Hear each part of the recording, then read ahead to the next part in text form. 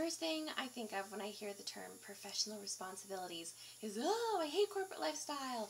The stiff collared shirts and the creepy pointy hairstyles, just not my thing. But I have since evolved, and I have realized that being a professional doesn't necessarily mean you have to be a mindless drone working in an office building. As teachers, I have now highlighted 4 areas where we can be professional. They are communication, preparation,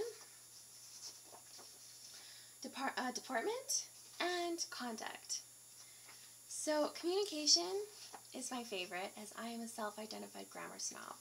Communication, being professional while I communicate, means that you communicate clearly, something that I am not currently doing at the moment. Communicating clearly with parents, teachers, support staff, and students. It's really important. If there's one thing that we've probably all learned from bad relationships, is that misunderstandings tend to be rooted out of some sort of miscommunication. So if we can eliminate that from the get-go, then our job is that much easier, and it makes us seem that much more professional. It's also really important to maintain grammatical correctness, as well as have some basic concept of proper spelling. Because really, to me, it seems really irrational to expect your students to take time and energy to develop their basic language skills when you yourself have clearly never taken the time to develop yours. The next one that we have is preparation. So preparation is, we can demonstrate being professional in terms of our preparation. So coming to school with lesson plans already prepared is so awesome, because it means that we can actually pay attention to our students developing learning in the class, rather than being distracted because you're still wondering what you're going to be getting the kids to do in 20 minutes. How are you supposed to pay attention to the learning processes if that's what's going on? The next thing we have is deportment. Now, deportment is essentially a fancy term for the manner in which we conduct ourselves. As professional educators, we play a huge role in setting an example for our students, whether or not they know it or not, or if they believe it.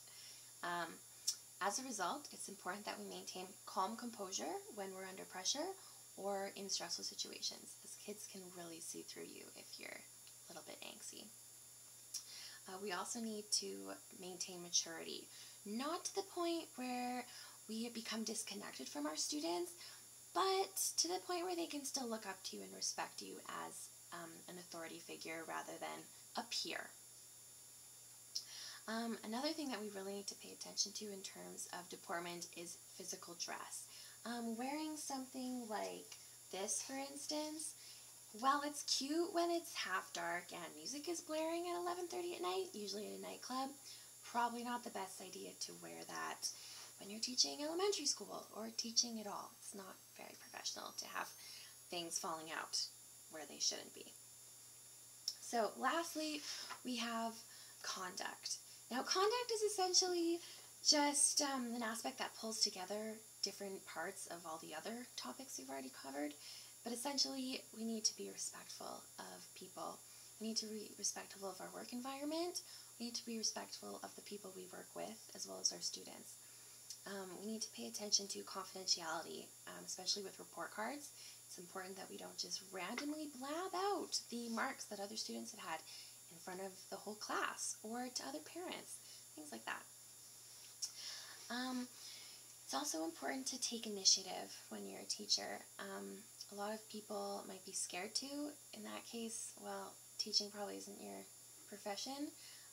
Bullying is the #1 aspect I can think of right now, where taking initiative is a strength that you need to have, because otherwise, well, you're going to be lame, and we don't want lame teachers. So we are examples for our students. We need to focus on all of these different components of professionalism if we want to be really good examples for our students, and if we want to really show the world how awesome being a teacher is. So yeah, that's my video on professional responsibilities. See you later, I guess.